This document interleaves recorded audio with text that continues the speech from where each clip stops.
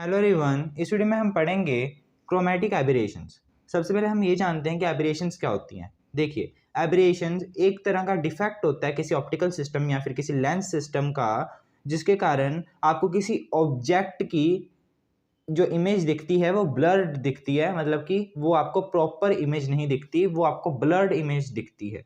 इस डिफेक्ट को हम क्या कहते हैं? एबरेशन कहते हैं ऑप्टिकल सिस्टम का। अब हम बात करते हैं एबरेशन के टाइप्स की। तो एबरेशन दो टाइप्स के होते हैं, एक होता है क्रोमैटिक एबरेशन और एक होता है मोनोक्रोमैटिक एबरेशन। तो इस वीडियो में हम क्रोमैटिक एबरेशंस को ही डिस्कस करेंगे। तो क्रोमैटिक एबरेशन क्या होता है? देखिए, ये एबरेशन तब होता है जब हम किसी लेंस में से किसी वाइट लाइट को पास करवाते हैं। फॉर एग्जाम्पल, हम डायग्राम से समझते हैं। ये आपका थिन कन्वेक्स लेंस है और ये किसी ऑब्जेक्ट में से वाइट लाइट रेज आ रही हैं। जब ये वाइट लाइट रेज इस लेंस में से पास करेंगी या इससे रिफ्रैक्शन करेंगी, तो जो ये वाइट लाइट है ये 7 कलर्स में स्प्लिट हो जाएगी। क्यों? क्योंकि जो वाइट लाइट होती है वो 7 कलर्स की बनी होती है, तो ये 7 कलर्स में स्प्लिट हो जाएगी। और आपको पता है कि जो 7 कलर्स होते हैं उनकी भी डिफरेंट डिफरेंट वेवलेंथ्स होती हैं। तो देखिए, ये एक रे ऑफ लाइट आई, ठीक है, यहाँ से ये 7 कलर्स में स्प्लिट होगी। तो मान लेते हैं कि ये आपका रेड कलर है जिसकी वेवलेंथ सबसे ज़्यादा होती है, और ये ब्लू कलर है जिसकी सबसे कम वेवलेंथ होती है। ठीक है, तो रेड कलर यहाँ चला गया, इस पॉइंट पर फोकस हो गया, और ब्लू कलर यहाँ चला गया इस पॉइंट पर।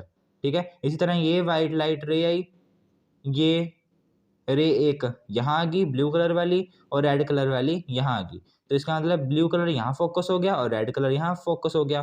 ठीक है, तो यहाँ आपको ब्लू कलर दिखेगा, यहाँ आपको रेड कलर दिखेगा। सिमिलरली ब्लू और रेड के बीच में भी 7 मतलब कि और भी कलर्स होते हैं, वो कलर्स यहाँ बीच में फोकस हो जाएंगे। तो देखिए, एक से ज़्यादा यहाँ इमेजेस बन चुकी हैं। ऑब्जेक्ट एक था, उसकी इमेजेस कितनी बन गई, जिसके कारण आपको यहाँ जो पूरी जो इमेज दिखेगी वो ब्लर दिखेगी, और एक तो ब्लर दिखेगी और दूसरी क्या दिखेगी? कलर्ड दिखेगी। ठीक है, क्योंकि ये 7 कलर में स्प्लिट भी तो होगी ना लाइट, वाइट लाइट। तो यहाँ आपको जो इमेज दिखेगी वो कलर्ड दिखेगी और ब्लर दिखेगी, अच्छी तरह प्रॉपरली नहीं दिखेगी। इसी इफेक्ट को हम क्या कहते हैं? क्रोमैटिक एबरेशन कहते हैं। ठीक है, if we consider a parallel beam of white light from an object incident on a thin convex lens, अगर हम कंसीडर करते हैं कि एक पैरेलल बीम ऑफ लाइट आ रही है और इस लेंस के ऊपर क्या हो रही है? इंसिडेंट हो रही है, then the image of the white light object made by the lens is usually colored and blurred. तो जो ये लेंस है, जो ये इमेज बनाएगा इस वाइट लाइट की यहाँ, ठीक है, वो क्या होगी? कलर्ड होगी। एक तो कलर्ड होगी और ब्लर होगी। ठीक है, वो ब्लर्ड होगी।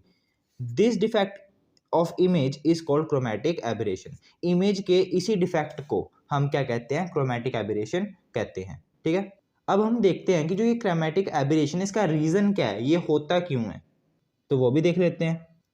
अब देखिए, आपको पता है कि जो ये लाइट रेज होती हैं, आपको पता है जो ये वाइट लाइट है ये 7 कलर से मिलकर बनी होती है। ठीक है, और कोई भी आपका लेंस है, मान लेते हैं ये लेंस आपका ग्लास का बना हुआ है। ठीक है, तो ग्लास के केस में जो आपकी वाइट लाइट है वो 7 कलर्स में स्प्लिट हो जाएगी, और ग्लास को जो रिफ्रैक्टिव इंडेक्स होता है डिफरेंट कलर्स के लिए डिफरेंट होता है। वाइट लाइट में तो 7 कलर्स होते हैं। ठीक है, तो 7 कलर्स डिफरेंट डिफरेंट होंगे, और वो डिफरेंट डिफरेंट कलर्स के लिए इस लेंस का रिफ्रैक्टिव इंडेक्स भी क्या हो जाएगा? डिफरेंट डिफरेंट हो जाएगा, जिसके कारण जो डिफरेंट डिफरेंट कलर्स हैं एक पॉइंट पर फोकस नहीं करेंगे, वो डिफरेंट डिफरेंट फोकस पॉइंट्स पर फोकस करेंगे। क्यों? देखते हैं। आपको पता है कि फोकल लेंथ का क्या फॉर्मूला होता है? आपको किसी लेंस के लिए जो फोकल लेंथ निकालनी है उसका क्या फॉर्मूला होता है? 1/f is equals to mu minus 1, ठीक है, इंटू में 1/r1 माइनस 1/r2। ठीक है, यहाँ से आप देख सकते हो कि जो आपकी फोकल लेंथ होती है वो लेंस के रिफ्रैक्टिव इंडेक्स के ऊपर डिपेंड करती है। ठीक है, जो फोकल लेंथ होती है वो लेंस के रिफ्रैक्टिव इंडेक्स के ऊपर डिपेंड करती है। तो हमने क्या कहा कि जो वाइट लाइट यहाँ आएगी वो 7 कलर्स में स्प्लिट हो जाएगी। ठीक है, और डिफरेंट डिफरेंट फोकस पर डिफरेंट डिफरेंट कलर्स फोकस होंगे।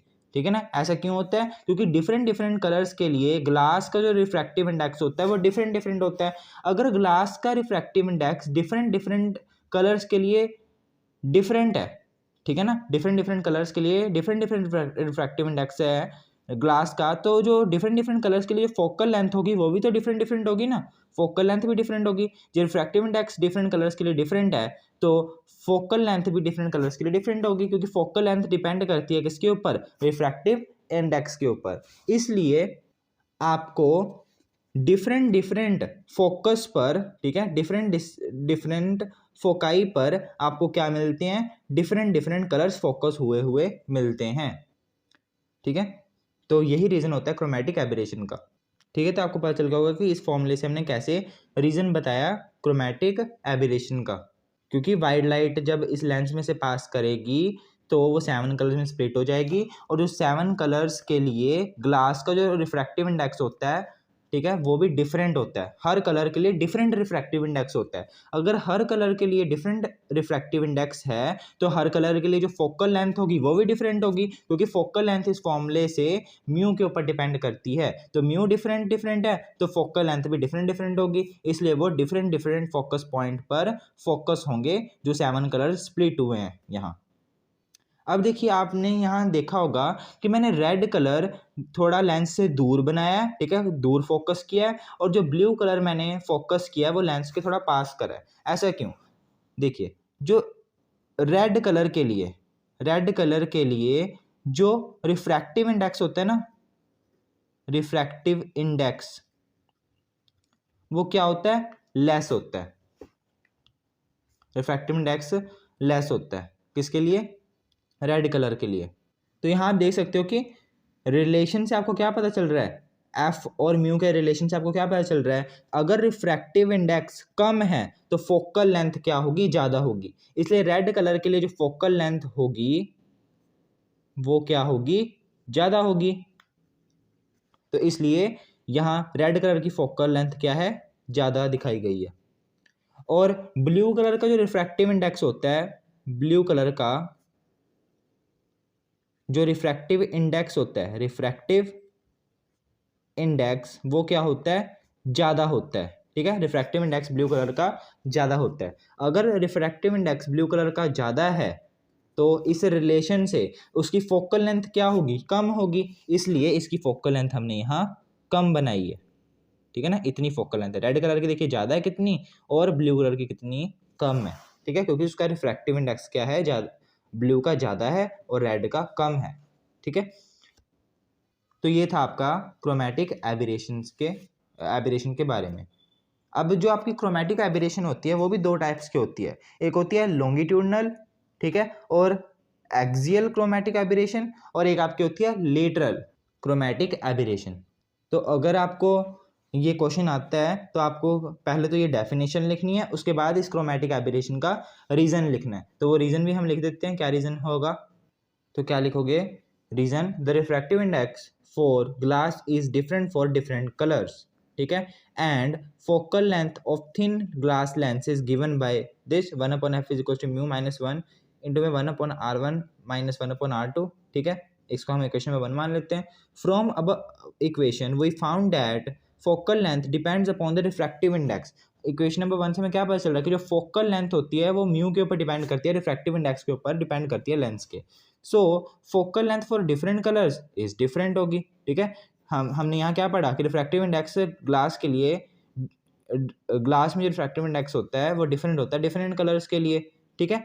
तो अगर फोकल लेंथ रिफ्रैक्टिव इंडेक्स के ऊपर डिपेंड कर रही है तो फोकल लेंथ भी डिफरेंट कलर्स के लिए डिफरेंट होगी, क्योंकि रिफ्रैक्टिव इंडेक्स डिफरेंट कलर्स के लिए डिफरेंट होता है, ठीक है। तो इसलिए फोकल लेंथ भी डिफरेंट कलर्स के लिए डिफरेंट होगी, और जो डिफरेंट कलर्स हैं वो डिफरेंट डिफरेंट फोकस पॉइंट पर क्या करेंगे, फोकस होंगे, जिसके कारण आपको ब्लर इमेज दिखेगी। एक पॉइंट पर वो जो फोकस होते तो हमें शार्प इमेज दिखती, बट वो डिफरेंट डिफरेंट पॉइंट्स पर हो रहे हैं फोकस, इसलिए हमें यहाँ शार्प इमेज नहीं दिखेगी, हमें ब्लर्ड इमेज दिखेगी। और एक आपको और क्या लिखना है कि रेड कलर के लिए जो रिफ्रैक्टिव इंडेक्स होता है वो क्या होता है, कम होता है, इसलिए इसकी जो फोकल लेंथ है वो ज़्यादा होगी, इसलिए लेंस से वो दूर फोकस करेगी। और जो ब्लू कलर के लिए जो रिफ्रैक्टिव इंडेक्स होता है वो ज़्यादा होता है, इसलिए उसकी जो फोकल लेंथ होगी वो कम होगी, ठीक है। इसलिए इसकी फोकल लेंथ यहाँ कम है और रेड की ज़्यादा है। तो ये भी आप यहाँ लिख लेना। नेक्स्ट हम बात करते हैं क्रोमेटिक एबरेशन के टाइप्स की। तो क्रोमेटिक एबरेशन दो टाइप्स के होते हैं, एक होता है लॉन्गिट्यूडनल या जिसको हम कह सकते हैं एक्सियल क्रोमेटिक एबरेशन, और दूसरा होता है लेटरल क्रोमेटिक एबरेशन। तो देखते हैं लॉन्गिट्यूडनल और एक्सियल क्रोमेटिक एबरेशन। तो ये क्या कहता है, the formation of image of different colours at different points along the axis of the lens is called axial और क्रोमेटिक एबरेशन। एक्सियल और लॉन्गिट्यूडनल क्रोमेटिक एबरेशन, ठीक है, कि जो आपकी इमेज होती है वो डिफरेंट कलर्स के लिए डिफरेंट पॉइंट्स पर फॉर्म होती है किसी लेंस की एक्सिस के ऊपर, ठीक है, जैसे कि हमने क्रोमेटिक एबरेशन में ही समझा है। उसी को हम क्या कहते हैं, लॉन्गिट्यूडनल या फिर एक्सियल क्रोमेटिक एबरेशन कहते हैं, ठीक है। दोबारा से बता देता हूँ कि जो डिफरेंट कलर्स के लिए जो इमेज है किसी ऑब्जेक्ट की, वो डिफरेंट पॉइंट्स पर क्या होती है, फॉर्म होती है, ठीक है। जैसे कि रेड कलर के लिए यहाँ इमेज फॉर्म होगी। अब देखिए ये वाइट लाइट सोर्स है ना, तो वाइट लाइट के 7 कलर्स होते हैं, तो 7 कलर में से जो रेड कलर है वो यहाँ फोकस हो गया, रेड कलर के लिए इमेज यहाँ फॉर्म होगी। मान लेते हैं ब्लू कलर के लिए यहाँ होगी, येलो कलर के लिए यहाँ बीच में होगी, ठीक है। ऐसे डिफरेंट कलर्स के लिए डिफरेंट फोकस पॉइंट्स हैं, जो डिफरेंट कलर्स हैं वो डिफरेंट पॉइंट्स पर इमेज बना रहे हैं। इसी को हम क्या कहते हैं, लॉन्गिट्यूडनल और एक्सियल क्रोमेटिक एबरेशन, जो कि हम यहीं पढ़ चुके हैं, क्रोमेटिक एबरेशन में ही अभी हमने पढ़ा है, ठीक है। तो वह ये वैसा ही है। अब हम बात करते हैं लेटरल क्रोमेटिक एबरेशन की। तो मान लेते हैं कि आपका वाइट लाइट ऑब्जेक्ट है, ठीक है, इसमें से जो रेज आएंगी, एक रे मान लेते हैं ऐसे जा रही है और एक रे ऐसे जा रही है, ठीक है। तो ये वाइट लाइट रेज हैं, तो लेंस में से पास करने के बाद ये 7 कलर में स्प्लिट हो जाएंगी। तो यहाँ हम 2 कलर दिखा देते हैं, एक ये वाला कलर, ठीक है, ब्लू कलर, और एक हम दिखा देते हैं येलो कलर, जो कि यहाँ जा रहा है। सिमिलरली ये रे भी जो है 2 कलर्स में स्प्लिट मान लेते हैं, वैसे तो 7 कलर्स में स्प्लिट होगी, पर हम यहाँ 2 कलर्स दिखा देते हैं। ये एक रेड है जो रेड के साथ यहाँ मीट करेगा, और ये ब्लू है जो ब्लू के साथ यहाँ मीट करेगा। तो ऑब्जेक्ट एक यहाँ बन गया और एक ऑब्जेक्ट यहाँ बन गया। तो देखिए यहाँ क्या हो रहा है, जो कलर्स हैं, मतलब कि जो वाइट लाइट है वो 7 कलर में तो स्प्लिट हो रही है, ठीक है, पर जो 7 डिफरेंट कलर्स हैं उनकी जो इमेजेस हैं वो डिफरेंट साइज की बन रही हैं, ठीक है, डिफरेंट साइज की। ये आपकी किसके लिए, ब्लू कलर के लिए जो आपकी इमेज है वो छोटी बन रही है, और जो रेड कलर के लिए जो आपकी इमेज है वो बड़ी बन रही है, ठीक है। इमेज तो आपकी एक ही पॉइंट पर फोकस होनी चाहिए, तब हम कहेंगे कि यहाँ कोई भी डिफेक्ट नहीं है। बट अगर इमेजेस ऐसी बन रही हैं, अलग अलग इमेजेस बन रही हैं, ठीक है, अलग अलग साइजेस की इमेजेस बन रही है, तब हम कहेंगे यहाँ एबरेशन है। यहाँ अलग अलग साइजेस की इमेजेस बन रही हैं, ठीक है, डिफरेंट कलर्स के लिए डिफरेंट साइजेस है। ये आपकी रेड कलर के लिए है, ठीक है, और ये आपकी ये ब्लू कलर के लिए है, और ये आपकी रेड कलर के लिए इमेज है। इसको हम मान लेते हैं एक्स बी और ये वाई बी, और ये एक्स आर और ये वाई आर। ये हाइट है किसकी, इमेज की, प्रिंसिपल एक्सिस से। तो इसी डिफेक्ट को हम क्या कहते हैं, लेटरल क्रोमेटिक एबरेशन। रीज़न देखिए क्या रीज़न है, देखिए आपको पता है कि डिफरेंट फोकल लेंथ होगी डिफरेंट कलर्स की, ठीक है, डिफरेंट कलर्स के लिए डिफरेंट फोकल लेंथ होती है, जो कि अभी हमने समझा है। वो क्यों होता है, क्योंकि रिफ्रैक्टिव इंडेक्स डिफरेंट है लेंस का, तो जो फोकल लेंथ है वो भी डिफरेंट कलर्स के लिए डिफरेंट होगी, ठीक है। आपको पता है मैग्नीफिकेशन का क्या फॉर्मूला होता है, V/U, और आपको लेंस फॉर्मूला से एक और फॉर्मूला पता है, 1/f is equal to 1/v minus 1/u। ये फॉर्मूला पता है ना आपको। मैग्नीफिकेशन का एक फॉर्मूला क्या होता है, height of the image upon the height of the object, और एक आपको लेंस फॉर्मूला पता है, 1/f is equal to 1/v minus 1/u। देखिए मैं क्या करता हूँ, यहाँ इस इक्वेशन में बोथ साइड u से मल्टीप्लाई करवा देता हूँ, तो u/f is equals to u/v minus u/u आ जाएगा, ठीक है।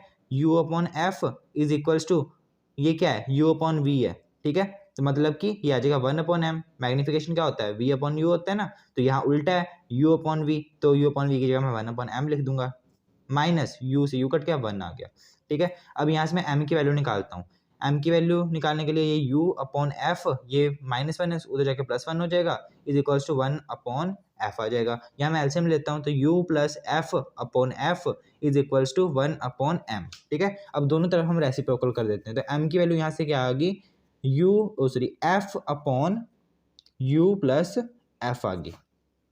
तो इस रिलेशन से क्या पता चल रहा है कि अगर फोकल लेंथ डिफरेंट है, ठीक है, अगर फोकल लेंथ वेरी कर रही है तो मैग्नीफिकेशन भी वेरी करेगी। मैग्नीफिकेशन का क्या मतलब होता है कि जो लेंस है वो कितना साइज दिखा रहा है, मतलब कि जो साइज है उसको बड़ा कर रहा है जो छोटा कर रहा है। मैग्नीफाई करने का क्या मतलब होता है, बड़ा करना, ठीक है, साइज को। इसका मतलब कि जो फोकल लेंथ डिफरेंट है तो मैग्नीफिकेशन भी क्या होगी, डिफरेंट होगी, जिसके कारण आपको डिफरेंट कलर्स के लिए डिफरेंट साइजेस मिलेंगे। इसी एबरेशन को हम क्या कहते हैं, लेटरल क्रोमैटिक एबरेशन कहते हैं।